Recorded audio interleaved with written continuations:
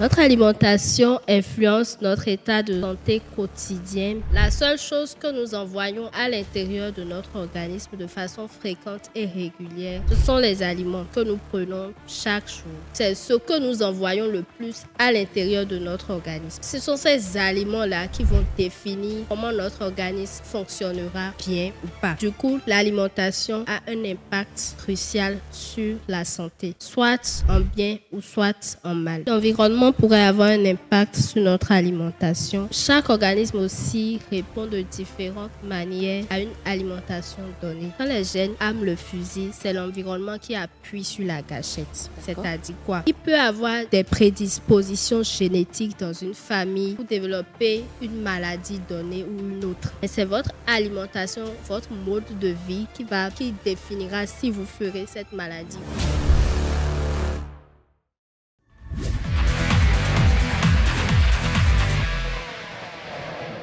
Aujourd'hui, nous allons parler de la nutrition. Mon thème du jour, comment la nutrition peut contribuer à soigner les maladies héréditaires. Madame Sabouron, déjà quand on parle de nutrition, qu'est-ce qu'on peut entendre par nutrition? La nutrition, c'est une science qui s'occupe de l'alimentation et de la santé. Donc, alimentation et santé, le carrefour entre ces deux mots-là, c'est la nutrition. C'est la nutrition. Comment s'alimenter pour être en bonne santé. D'accord. Tout simplement. D'accord. Alors, dites-nous, comment l'alimentation influence-t-elle notre état de santé quotidien? Notre alimentation influence notre état de santé quotidien. Quand nous analysons un peu, la seule chose que nous envoyons à l'intérieur de notre organisme de façon fréquente et régulière, ce sont les aliments que nous prenons chaque jour. Il n'y a pas ce tome-là, à moins que vous êtes en train de jeûner. Et même quand on jeûne, il y en a qui jeûnent avec de l'eau. On envoie toujours quelque chose à l'intérieur. On ne peut pas survivre sans manger. C'est ce que nous envoyons le plus à l'intérieur de notre organisme. Ce sont ces aliments-là qui vont définir comment notre organisme fonctionnera bien ou pas. Du coup, l'alimentation a un impact crucial sur la santé, soit en bien ou soit en mal. D'accord. Alors, toujours sur cette même question, j'aimerais savoir, Madame Rebecca, dites-nous, existe-t-il des réponses nutritionnelles différentes selon l'origine des individus? Par exemple, quelqu'un qui est au Bénin, quelqu'un qui est au Canada. Est-ce que sur le plan nutritionnel, ça varie selon là où la personne vit, son environnement et tout? Oui, l'environnement pourrait avoir un impact sur notre alimentation et chaque organisme aussi répond de différentes manières à une alimentation donnée. Il y en a qui ne supportent pas certains aliments, par contre d'autres vont les supporter. Il y en a en fonction de leur culture, de leur tradition, ils vont préférer certains aliments à d'autres. Au Bénin, par exemple, nous ne sommes pas habitués à manger des cafards, nous ne sommes pas habitués à manger des djeko. Carrément.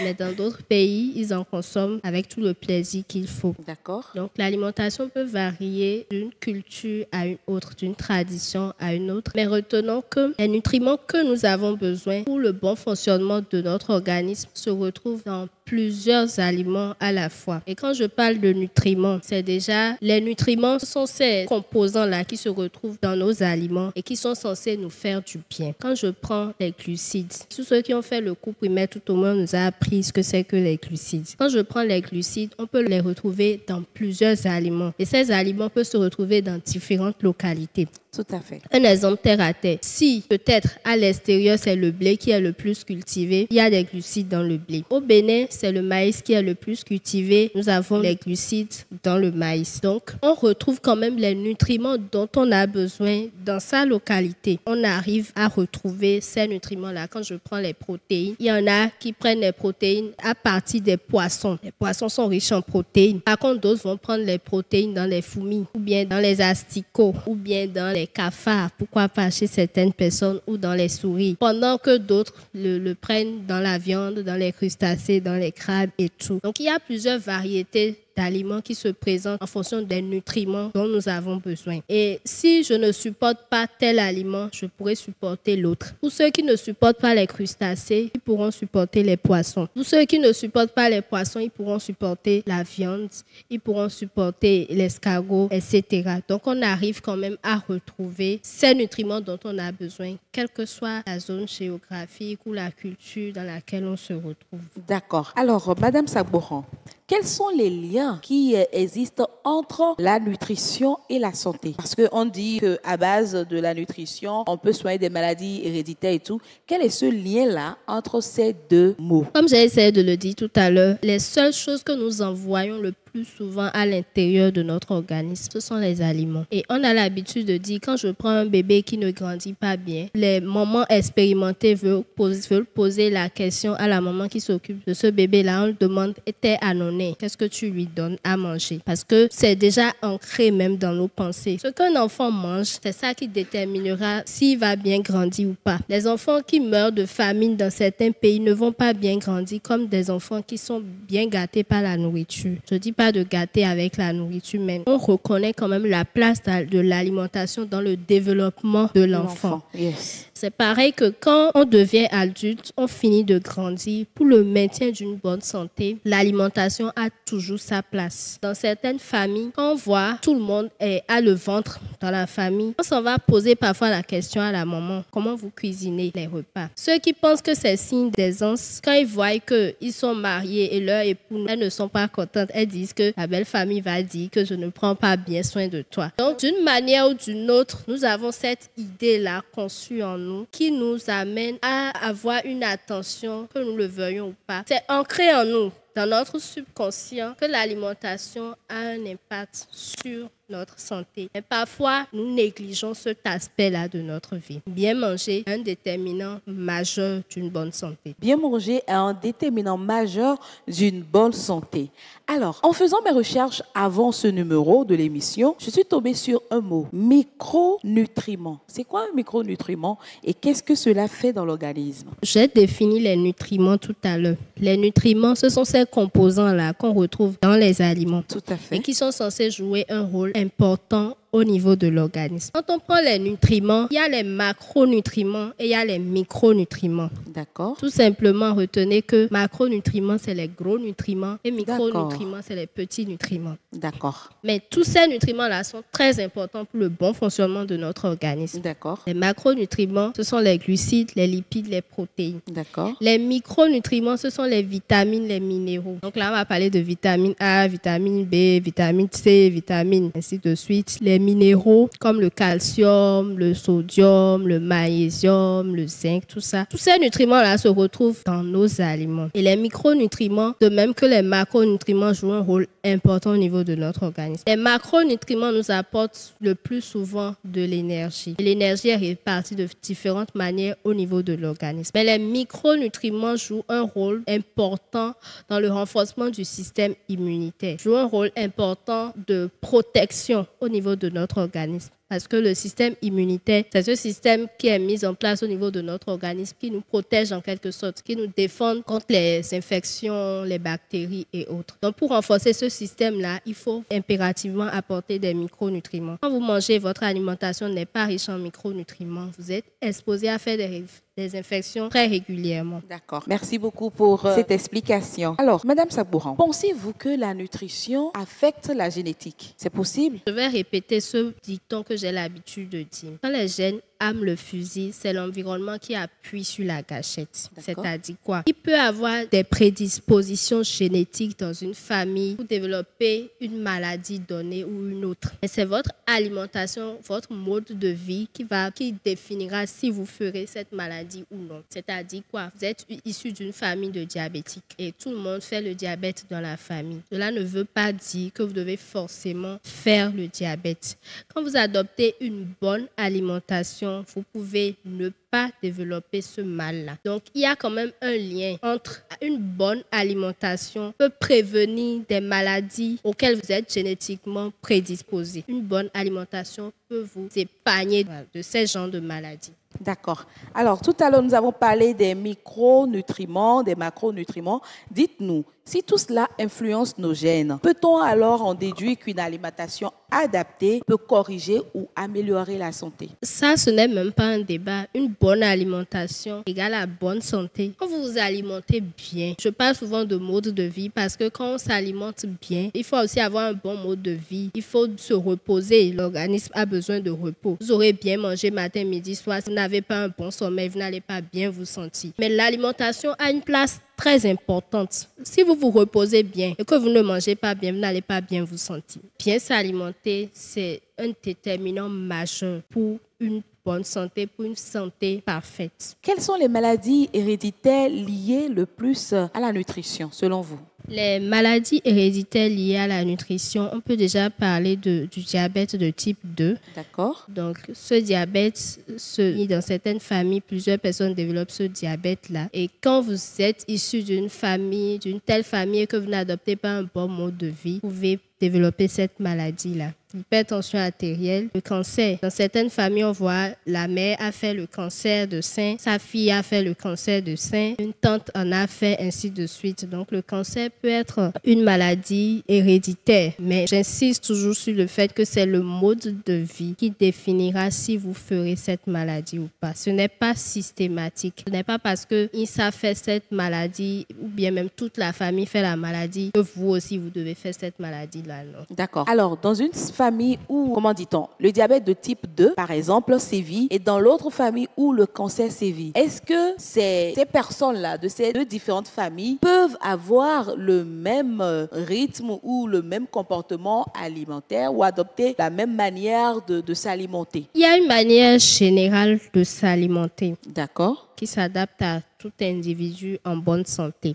Donc, pour prévenir les maladies. D'accord. Maintenant, quand les maux commencent pas à s'installer, ou bien quand on sait que dans la famille, il y a cet antécédent-là, on peut mettre l'accent sur certains aspects, plus que chez autre famille. D'accord. Et maintenant, quand la maladie est déjà installée, là, c'est autre prise en charge. C'est autre prise en charge. C'est autre prise en charge. Je ne vais pas dire à quelqu'un qui peut-être développe une insuffisance rénale, qui est sous dialyse, de manger de la même manière qu'une personne en bonne santé qui veut prévenir l'insuffisance rénale. D'accord. C'est tout un protocole. Donc, chaque maladie avec son protocole de prise en charge nutritionnelle. D'accord. Mais de façon générale, quand une personne est en bonne santé, il y a le général qui s'adapte à tout le monde. Pour prévenir, on peut mettre l'accent sur certains aspects quand on a connaissance du fait qu'il y a certaines prédispositions, certains antécédents dans la famille. Mais j'insiste sur le fait que la prise en charge nutritionnelle de chaque pathologie est spécifique. D'accord. Et les prises en charge varient d'une pathologie à une autre. À une autre. Donc, de façon générale, si je comprends bien, si dans une famille, il y a une maladie qui sévit, il y a une maladie héréditaire, la simple manière qu'on pourrait conseiller, c'est d'aller voir rapidement un nutritionniste, de ne pas forcément s'auto-prendre en charge, mais plutôt aller réellement à la source du mal et savoir quel comportement alimentaire adopter. Aller à la source du mal, il y en a qui vont sur les réseaux sociaux, il y en a qui vont sur Internet. Sur Internet, aujourd'hui, c'est un couteau à double tranchant. Tout à fait. Il y a du vrai et il y a du faux. Maintenant, pour savoir démarquer le vrai du faux, il vaut mieux faire recours à un spécialiste du domaine. Pour faire court, tout simplement. Alors, dites-nous, comment remédier à ces maladies-là de par l'alimentation? Nous allons prendre un exemple typique pour la personne qui souffre du diabète ou bien du cancer de façon générale et que la personne n'en souffre pas encore. Dans sa famille, elle a vu papa ou maman qui ayant souffert de cette maladie. Quel peut être son comportement alimentaire désormais pour ne pas subir également ce mal-là? Comme j'ai dit, il y a le général. Le général, c'est pour ne pas se priver, manger régulièrement des repas équilibrés, éviter le gras, ne pas exagérer en fruits, mais consommer quand même les fruits, consommer les légumes, consommer plus de légumes que de féculents. Bon, ça, c'est le général. D'accord. Et chaque prise en charge s'adapte aussi à chaque individu. D'accord. C'est toujours mieux de faire recours à un spécialiste qui vous oriente mieux. Là, vous êtes sûr. Ne marchez pas aveuglement. D'accord. Vous saurez comment poser les pas pour éviter et même pour corriger, pourquoi pas. Il y en a qui ont développé le diabète, qui étaient sous traitement et avec l'alimentation, leurs médecins ont arrêté ces traitements-là. Ça, c'est bien possible.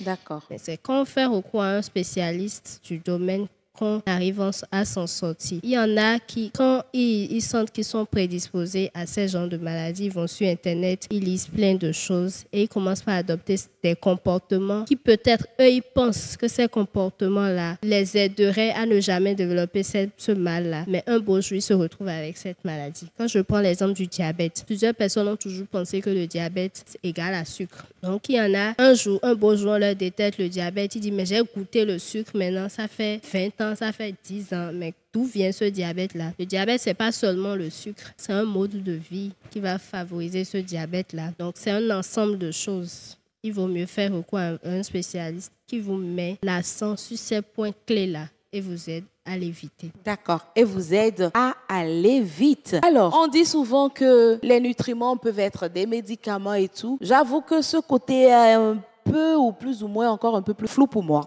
Nous allons aller façon cas pratique, d'accord? Dites-moi, pour avoir plus d'énergie, au lieu d'aller en pharmacie et de prendre de la vitamine C, qu'est-ce que je peux améliorer dans mon alimentation pour avoir plus de force, plus de tonus, etc.? Pour avoir plus de tonus, il faut avoir un bon mode de vie. Toujours.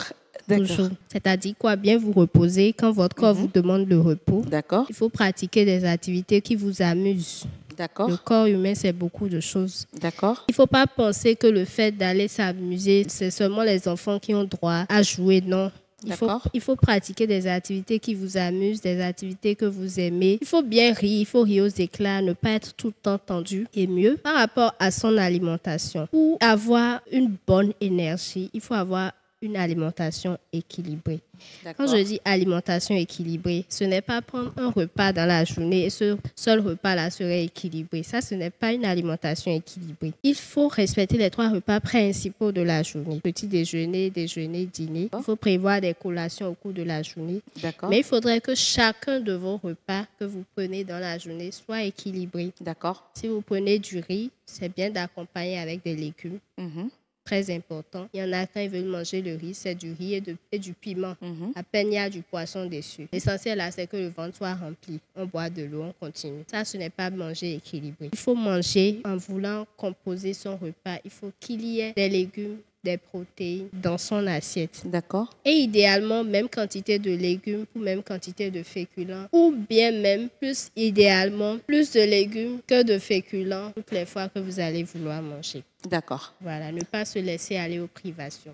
D'accord. Alors, vous êtes d'accord avec moi que dans une même famille, peut-être de 5 enfants, où l'apport nutritionnel est pareil et même chez tous ces enfants, il peut arriver qu'un enfant ait plus besoin d'un aliment, d'un nutriment plus que l'autre. Peut-être beaucoup plus besoin de vitamines, en tout cas d'autres aliments que peut-être son frère aîné ou son petit frère, etc. Comment est-ce qu'on peut réajuster tout cela puisque tous ces enfants mangent dans la même assiette? Pour réajuster cela, il faut aussi tenir compte du niveau de satiété de chaque enfant. D'accord. Et chaque parent connaît mieux ses enfants. Quand vous essayez d'apporter une alimentation équilibrée à tous vos enfants, ils seront tous en bonne santé. C'est quand les maux commencent par s'installer que là, il y a des spécificités où il y a des enfants qui naissent malades, il y a des enfants qui naissent avec des malformations et autres, il y a des enfants qui naissent avec certaines pathologies et tout. Donc là, il y a des spécificités. Peut-être c'est au niveau de la texture, l'autre peut manger plus dur que l'autre. Donc là, vous allez jouer sur ces aspects-là. Mais l'essentiel, le général, c'est qu'il faut mettre l'accent sur l'équilibre. Dans une famille où la tension sévit, voilà encore une maladie qui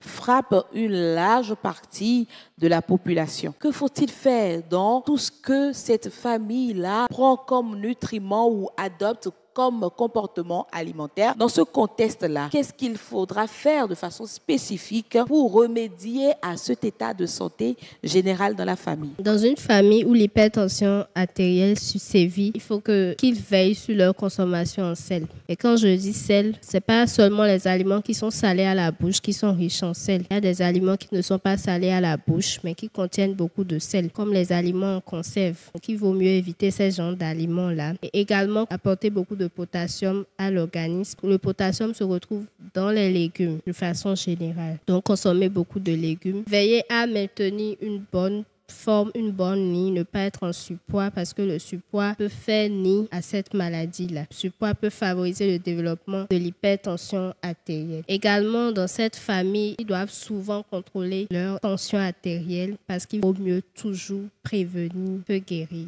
Il faut pas juste adopter des bons comportements sans contrôler. Il faut contrôler aussi, voir comment ça va au niveau de son organisme. En contrôlant, cela vous oriente mieux dans les actions que vous devez mener. Pouvez-vous affirmer aujourd'hui qu'il y a des maladies qui n'ont pas besoin d'hôpital, mais plutôt d'une bonne alimentation? C'est-à-dire des maladies que nous pouvons traiter sans mettre pied à l'hôpital simplement en ayant une bonne méthode ou une bonne, je vais parler de processus ou de comportement alimentaire pour guérir tout simplement. On aurait pu prévenir ces maladies-là en adoptant de bonnes méthodes. D'accord. Maintenant, quand la maladie s'installe, il vaut mieux faire recours à l'hôpital. D'accord. Il vaut mieux aller voir les spécialistes qui vous accompagnent. Et quand c'est une maladie liée à la malbouffe, il faut voir un nutritionniste également qui vous accompagne dans le processus. Quand vous êtes bien accompagné, les anomalies pourront se corriger et tout pourrait rentrer en ordre. D'accord. En fonction du degré ou en fonction du niveau d'évolution de cette maladie-là. D'accord.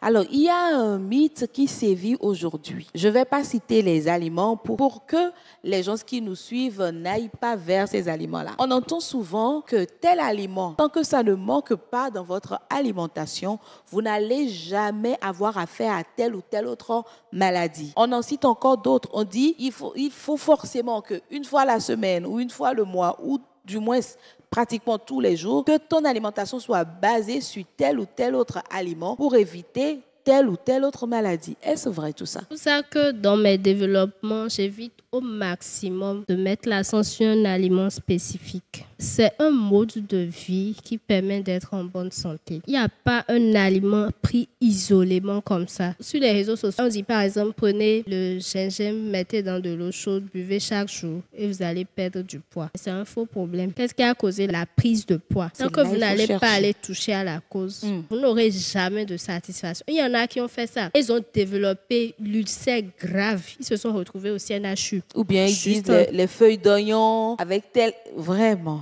Non. La bonne alimentation, c'est un ensemble de tout.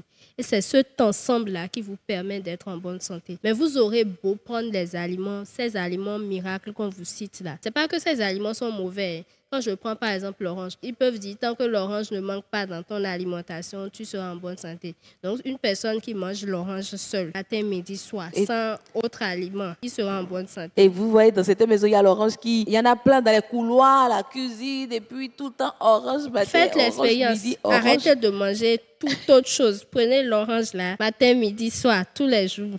Vous voyez ce que vous allez devenir. Non, évitons d'écouter de pareilles aberrations. Ça n'a pas de sens en réalité. C'est un ensemble, c'est un mode de vie qui permet d'avoir une bonne santé. Un aliment pris isolément comme ça qui vous permet d'être en bonne santé, non. C'est l'alimentation équilibrée. C'est un ensemble de tout qui vous permet d'être en bonne santé, tout simplement. Excusez-moi, j'aimerais préciser une chose. C'est vrai que chaque aliment a sa spécificité. Et parfois, on peut rechercher un nutriment spécifique. Si peut-être un mal a été diagnostiqué, peut-être quelqu'un qui fait par exemple de l'anémie, on peut lui demander de mettre plus l'accent sur certains aliments, mais pas lui dire de faire de ces aliments-là, ces aliments miracles, non. On peut parfois mettre l'accent sur certains aliments en fonction de ce qu'on diagnostique, mais pas dire que cet aliment isolément-là pourrait favoriser telle chose. Ce n'est pas possible. Merci pour cette belle précision. Alors dites-nous, aujourd'hui, une personne en bonne santé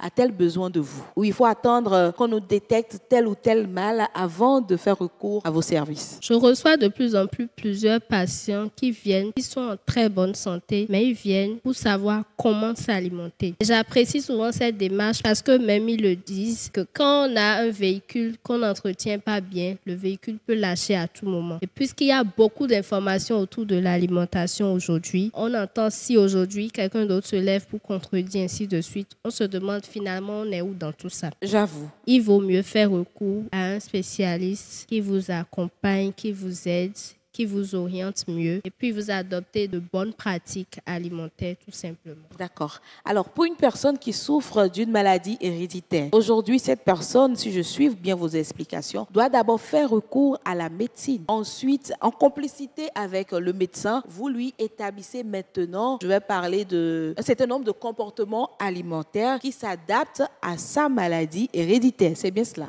Oui, c'est bien cela. D'accord. Oui. Eh bien, nous sommes pratiquement à la fin de cette émission. J'aimerais simplement vous demander encore si vous avez quelque chose à ajouter pour nos chers téléspectateurs qui vous suivent depuis une trentaine de minutes. Juste faire un résumé pour dire qu'une bonne alimentation permet de maintenir une bonne santé. Et il ne faudrait pas qu'on attende qu'on nous diagnostique des maladies avant de chercher à prévenir. Les seuls moyens de prévention, c'est d'adopter les bons comportements, de contrôler son corps régulièrement, donc de faire des analyses, de voir un peu qu'est-ce qui ne va pas à tel niveau, et de commencer par corriger ou prévenir. La prévention coûte toujours moins cher que le traitement. La prévention coûte toujours moins cher que le traitement. On dit dans ma langue, tono si c'est compté au gant avant 600. Ce qui est dit est dit. Aujourd'hui, le principe est simple. Vaut mieux prévenir que guérir. Ne vous laissez pas entraîner par le mouvement de la malbouffe, etc., etc. Non, pas du tout. Cela n'amène nulle part. Aujourd'hui, vos aliments peuvent être vos médicaments. Mais les agencer d'une mauvaise manière peuvent également créer autre chose, d'autres dommages. Ce qui est simple et facile à faire, pendant que vous vous sentez encore en bonne santé, levez-vous, allez consulter les spécialistes du domaine. Et moi, je vous conseille naturellement Madame Rebecca, c'est elle que je connais. C'est pas du marketing, non, c'est simplement une pure vérité. Je la connais elle, je connais pas les autres. Donc, allez consulter les spécialistes du domaine et cherchez à savoir qu'est-ce qu'il faut pour vous. Ce qui a marché sur Madame Rebecca ne pourrait marcher sur Mabel. C'est pas le même organisme, c'est pas la même prédisposition génétique. Donc, sur ce, je termine cette émission et je vous dis à la prochaine sur un autre numéro. Shalom chez vous.